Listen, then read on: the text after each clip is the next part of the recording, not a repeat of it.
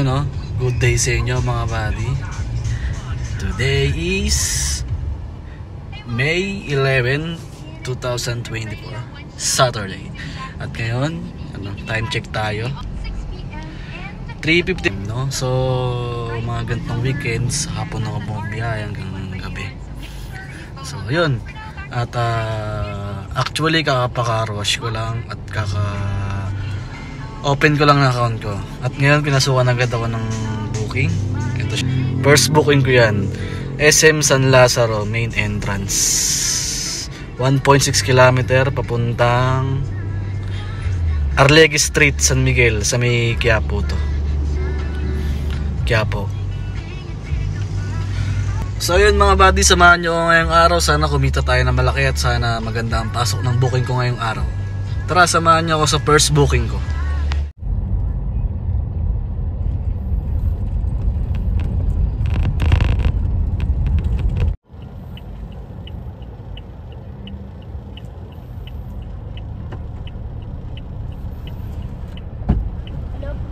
Hana Biray po.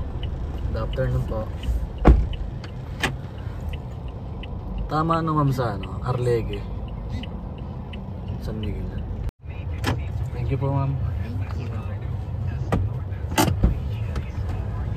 Yun mga buddy, pinasukan ako ng pangalawang booking. Susunduin ko banda sa may CEU Manila, sa may Benjola lang.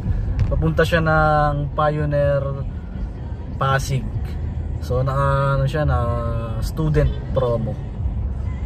So ayun, papunta na ako doon at samahan nyo ulit ako sa pangalawang booking mga buddy. Etong student promo na to medyo mababa lang, mga 20 pesos, 40 pesos kalamitan. Siguro accept na lang din natin kasi sa ratings kasi na tinatawag kay Grab. Yun, so yun mga buddy, papunta na ako doon. Hello po. Good afternoon. Meal ka po papuntang Pasig ba ito ma'am? Okay na po. Thank you po. Okay na po.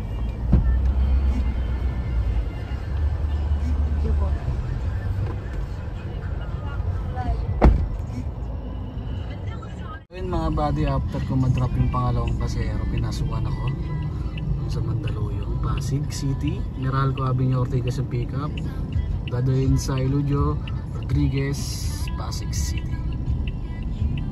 At ito, babiyahin na natin siya. Pangatlong booking ko na mga buddy. Let's go! Mga buddy nga pala, sa mga nagtatanong kung bakit ko di pinapakita yung mga pasero, kasi medyo personal nila yun, hindi natin pwede makita yung mukha. And then syempre low quality lang tong gamit kong edit apps kasi nasira yung GoPro ko mga buddy, nasira. Ngayon sabi nung tinatanong kong papagawa, hindi daw kayang ayusin kasi nga nabasa siya ng dagat sa may Batangas. So yun, laki ng panghihinayang ko sa GoPro na yun, halos investment ko rin yun. Brand new pa yun, GoPro Hero 9. Kaya yun mga buddy, pagpasensyaan nyo na kung bakit di ko pinapakita yung mga pasero. Pinapakita ko lang yung mga bookings ko ngayon. Pinapakita ko lang yung mga bookings ko sa bawat biyahe. So yun mga buddy, maraming salamat sa pag-intindi. Lang natin ng customer, pinasukan agad ako. Ayun sila, yung customer, selfie pa. Pinasukan ako, Grab Pay 400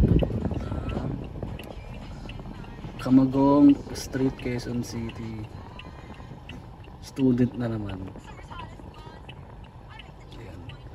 For almost hindi, hanggang UP Diliman College of Law. Bali tatlo pala sila. Let's go, biyahin na natin to. So yun mga buddy, time check natin 6:57. Dito ako ngayon sa UP.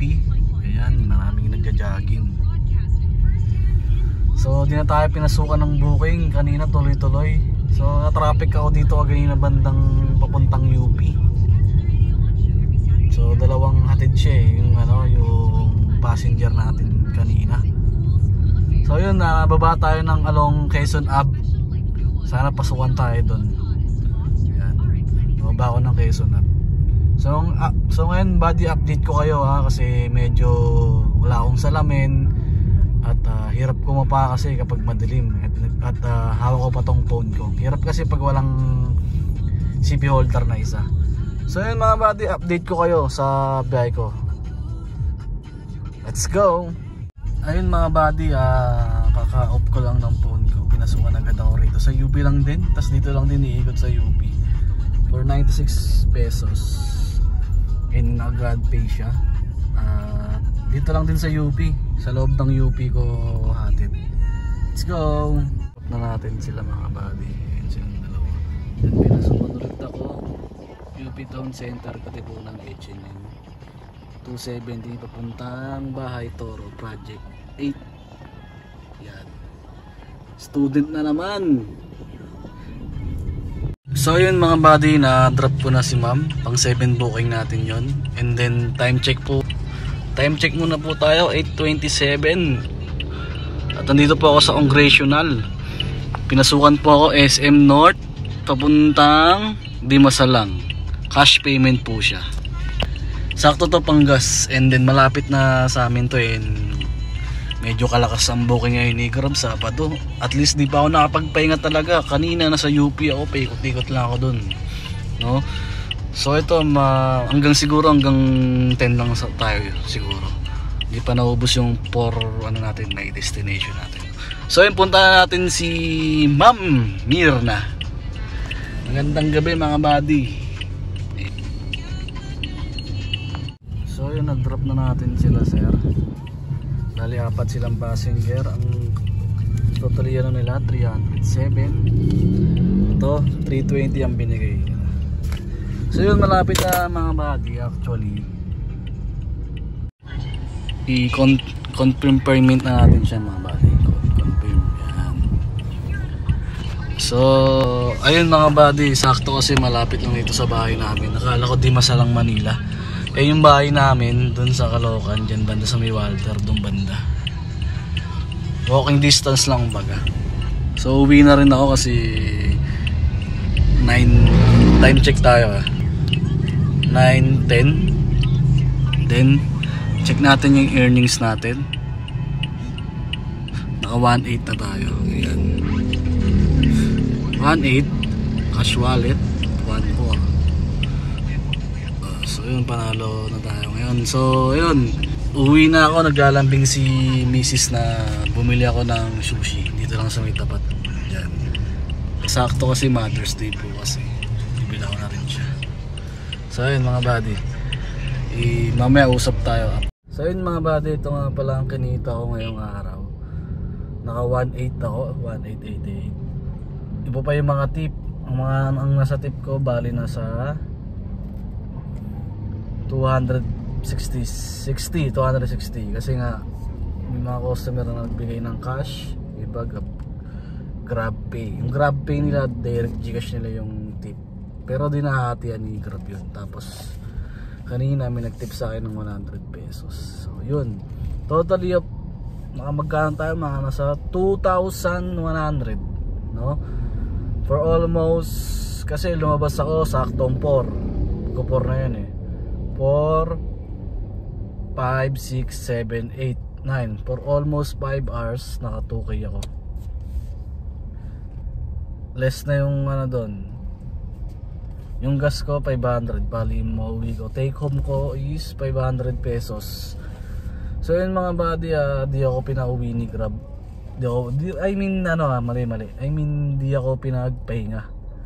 Kasi alam nyo bakit? Kasi sunod-sunod yung booking, lakas. Kahit wala siya sa red na area, kasi may tinatawag si Grab na sa mga apps niya na kapag nasa red area ka, hindi ka papasukan ng booking. Dito na ako mga buddy, sorry. Kapag nasa red area ka ng isang lugar, kapag pula yung map doon, ibig sabihin is mas maraming booking doon, may chance ka pasukan ng booking. So ayun. Kanina sa Quezon City, puro Quezon City ako kasi totally every weekdays, pag weekdays dun sa Quezon City nga ka dun, promise mga buddy, nangangamote ka dun. So ayun. At mga buddy,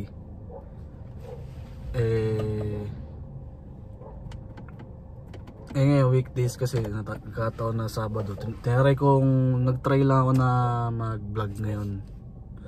Ayun, nasubukan ko, malakas pala pag Sabado. Dahil pala inagahan ko rin pero at least, diba, naka 1.8 din tayo. Kasi pag weekdays yan, minsan 1.7 lang pag 5 hours. Pero ganoon din naman, ang pagkakaiba lang, wala naman traffic ngayon malugang kalsada, lalo na pag linggo. So yun, dito lang binato sa puro Quezon City. Napunta ako sa UP Diliman Cagayan, diba, paikot-ikot lang ako doon, diba. Actually maganda yung biyahe ngayon kasi walang traffic, no? So yun mga buddy,